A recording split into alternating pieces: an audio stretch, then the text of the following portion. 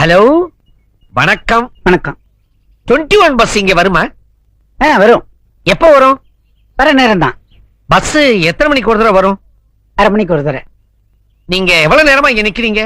ரொம்ப நேரமா நிக்கிறேன். ரொம்ப நேரம்னா ஒரு 10 நிமிஷம் இருக்குமா இல்ல ஒரு 15 நிமிஷம் இருக்குமா? 25 நிமிஷமா நிக்கிறேன். நீங்க ஏதாவது வேலையா போறீங்களா இல்ல வெட்டித்தனமா போறீங்களா? வேலையை தான் போறேன். பஸ் ஸ்டாண்டிலேயே நிக்குமா இல்ல கொஞ்சம் தள்ளி நிக்குமா? கொஞ்சம் தள்ளி நிக்கும்.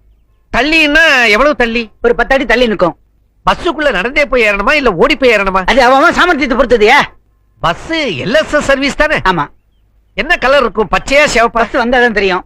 பஸ் மார்க்கெட் ஸ்டாண்ட்ல நிக்கும் இல்ல? நிக்கும். நீங்களும் அங்கதான் இறங்குறீங்களா? இல்ல. இல்லன்னா எங்க?